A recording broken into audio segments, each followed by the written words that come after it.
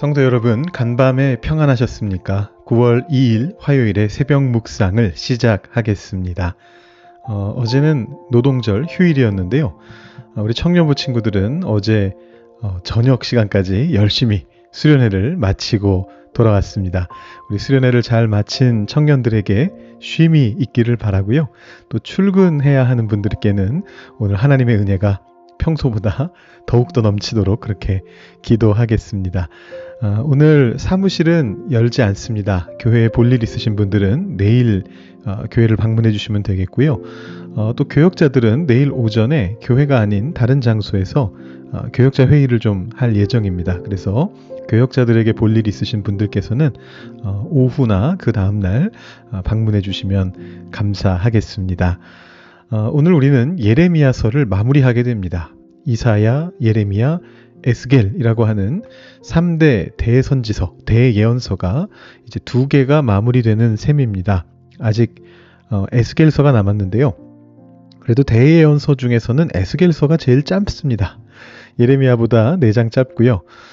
이사야보다는 18장 짧죠. 그래서 보기가 편하지만 대신 내용은 조금 어렵습니다.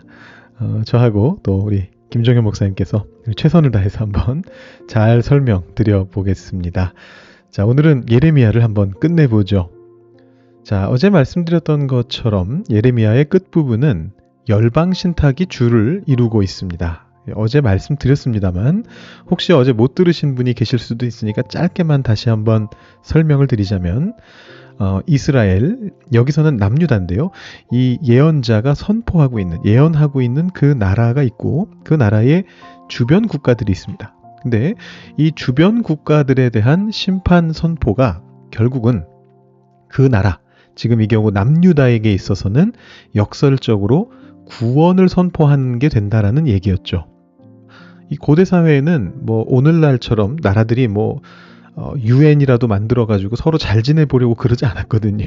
오직 힘에 의해서만 국가 관계가 이루어졌는데 그래서 늘 치고받고 싸웠어요. 그렇기 때문에 내 주변에 있는 국가가 심판을 받게 된다는 것은 반대로 나는 편해지는 거죠. 내가 구원을 받는 이제 그런 효과가 있었던 겁니다. 그래서 예언자들이 바로 주변의 열방을 심판하는 하나님의 심판을 선포하면서 구원과 위로의 메시지를 전달하게 되는 것인데 어제 말씀인 46장부터 바로 이 열방 신탁이 시작됐고 오늘 말씀 4장 중에 3장 49장, 50장, 51장까지 해서 마무리가 됩니다. 자, 49장은 암몬, 에돔, 다메섹, 게달과 하솔, 엘람 등에 대해서 이제 예언을 하고 있는데요. 암몬하고 에돔은 어제 지도에서 보셨고요. 모압 근처에 있는 그곳이고 그 다음에 다메섹은 아람입니다. 이제 북쪽으로 올라온 거고요. 게달과 하솔은 아라비아 반도에 거주하던 유목민을 말하고 엘람은 바벨론 근처, 더 정확하게는 바벨론보다 조금 더 동편에 있는 지금의 이란 서쪽, 이라크와 이란 사이 이 정도에 있었던 나라입니다. 그래서 어제 말씀드렸던 대로 이게 정확한 순서는 아닙니다만 그래도 대략적으로 보면 유다를 중심으로 남서쪽에서부터 시작해서 북동쪽으로 가면서 주변 국가들에 대한 심판을 선포하고 있습니다. 그리고 그 마지막 대미를 바벨론에 대한 심판으로 마무리하게 되죠. 50장과 51장 무려 2장에 걸쳐서 바벨론에 대한 심판 선포가 이루어집니다. 예레미야는 그 일생을 걸쳐서 바벨론에게 복종하라라는 메시지를 계속해서 발신했기 때문에 친바벨론인 인물이라고 그렇게 오해를 받았습니다. 그러나 예레미야는 오직 하나님의 말씀을 전했을 뿐이죠. 바벨론이라고 하는 어떤 특정 나라에 대해서 예레미야가 개인적으로 우호적인 심정을 가지고 있었다거나 그런 건 결코 아니었습니다. 근데 하나님께서 이번에는 바로 그 바벨론을 향한 심판을 선포하라고 하세요. 이유는 뭐냐 하면 바벨론이 남유다를 멸망시키게 되는 것은 어디까지나 하나님께서 바벨론을 징벌의 도구로 사용하셨기 때문인데 이 바벨론이 너무 교만해져서 자신의 그 역할 이상으로 스스로를 과대평가하게 됐고 그래서 하나님의 백성을 너무나 잔인하게 짓밟았다는 겁니다. 그래서 그 바벨론도 결국에는 다른 민족에 의해서 심판받게 될 것이다. 북쪽에서 오는 민족에 의해서 심판받게 될 것이다. 라고 그렇게 선포하는 내용이 50장과 51장에 나오고 있습니다. 자, 이 선포는 예레미야의 상징 행위와 함께 마무리가 되는데요. 이 예언을 책에 기록한 다음에 그 책을 돌에 매달아 유브라데 강에 던진 것입니다. 그리고 이렇게 선포가 됩니다. 바벨론이 나의 재난 때문에 이같이 몰락하여 다시 일어서지 못하리니 그들이 피폐하리라 하라. 예레미야의 말이 이에 끝나니라. 이렇게 되어 있습니다. 자, 여기까지가 열방신탁이었고요. 마지막 예레미야 52장에서는 다시 역사 이야기로 돌아갑니다. 근데 이미 예레미야서에서 지나왔던 이야기들을 다시 정리하고 있는 내용이고요. 내용적으로 그렇고 더 나아가서 나중에 한번 비교해서 읽어보시면 아마 이거 똑같은데 이런 생각이 드실 텐데 열왕기하의 24장 그리고 25장 전체적으로는 25장에 가까운데 그 내용과 아예 문장 구조까지 똑같은 형태로 구성이 되어 있습니다. 거의 베껴왔다라고 보시면 될 것 같아요. 자, 그래서 왜 이렇게 52장이 마무리가 되는가?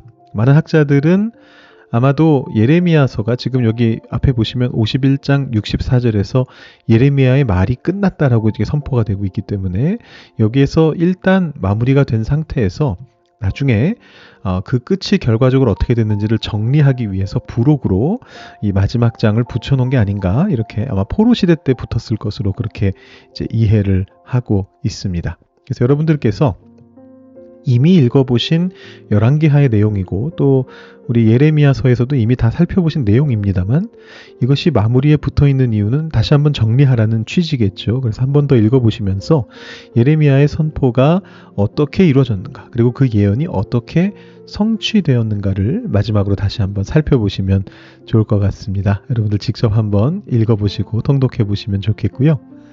자, 오늘 우리는 예레미야서에서 가장 마지막 말씀을 묵상해 보려고 합니다. 52장 31절부터 34절까지 말씀인데요. 제가 먼저 읽어드립니다. 유다왕 여호야긴이 사로잡혀간 지 37년 곧 바벨론의 에윌무로닥 왕의 즉위 원년 12째 달 25째 날 그가 유다의 여호야긴 왕의 머리를 들어주었고 감옥에서 풀어주었더라. 그에게 친절하게 말하고 그의 자리를 그와 함께 바벨론에 있는 왕들의 자리보다 높이고 그 죄수의 의복을 갈아입혔고 그의 평생 동안 항상 왕의 앞에서 먹게 하였으며 그가 날마다 쓸 것을 바벨론의 왕에게서 받는 정량이 있었고 죽는 날까지 곧 종신토록 받았더라. 아멘. 예레미야서의 마지막은 열왕기하와 동일하게 마무리가 됩니다. 앞서 말씀드린 바와 같죠. 이 마지막 말씀도 똑같이 반복이 되는데 여러분 왜 이 말씀으로 마무리가 되는지 궁금해지게 만들죠. 여호야긴이라고 하는 왕이 나오는데요. 자, 여러분들께서 이 유다 말기의 왕들의 이름을 좀 헷갈리실 수가 있습니다. 비슷한 이름이 막 반복해서 나와요. 여호아하스, 여호야김, 여호야긴 이런 이름들이 반복해서 나오고 나중에는 시드기야라는 왕도 나오는데 그렇지만 이 여호야긴이라고 하는 왕은 그래도 좀 기억해 두셔야 되는 그런 왕입니다. 왜냐하면 이 사람이 예수님의 조상이 되기 때문입니다. 여러분 마태복음을 보시면요. 예수님의 족보에 이 왕의 이름이 등장합니다. 바벨론으로 사로잡혀간 후에 여고냐는 스알디엘을 낳고 스알디엘은 스룹바벨을 낳고 이렇게 되어 있습니다. 이런 생각이 드실 수도 있죠. 목사님, 여호야긴이라는 사람은 안 나오는데요? 이렇게 생각하실 수가 있는데 여기 등장하고 있는 여고냐가 바로 여호야긴과 같은 사람입니다. 일종의 이명입니다. 별명이라고 할까요? 그렇게 보여지고요. 자, 이 왕이 바벨론에 의해서 처음으로 끌려간 왕입니다. 바벨론이 유다를 3번 침공해서 3번 포로를 끌고 갔는데요. 첫 번째 포로 때는 왕은 끌려가지 않았습니다. 그때는 이제 다니엘을 비롯한 아주 소수의 인물들만 끌려갔고요. 자, 그 다음에 두 번째 포로 때 에스겔이 끌려갈 때 그때 여호야긴 왕이 왕으로서는 처음으로 끌려가게 됩니다. 그리고 마지막은 멸망 때인데 이때는 이제 마지막 왕인 시드기야 왕을 비롯해서 여러 고관들과 높은 사람들 다 끌려가게 되는데요. 자, 그러니까 유다의 마지막 왕은 시드기야 왕인데 신기하게도 유다에는 왕이 하나 더 있는 거예요. 보통은 전 왕이 죽어야 다음 왕이 즉위하는 것인데 지금 특수 케이스거든요. 전 왕이 끌려가고 새로운 왕이 나라를 다스리게 된 상황입니다.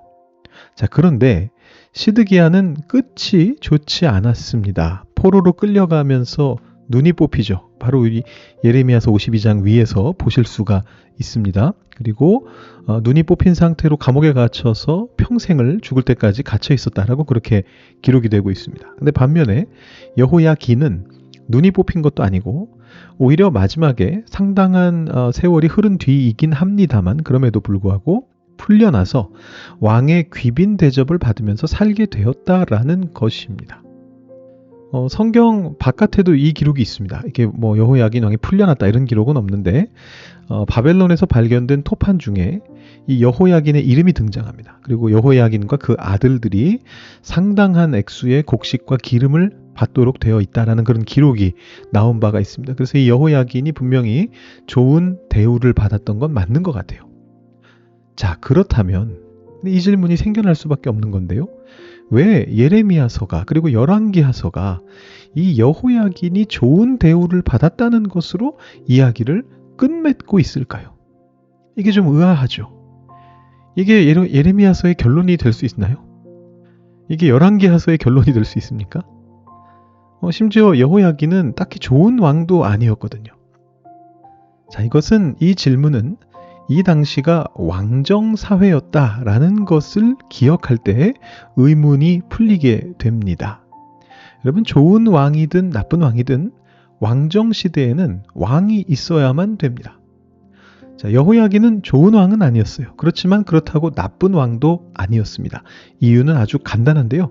나쁜 짓을 저지를 시간 자체가 없었습니다.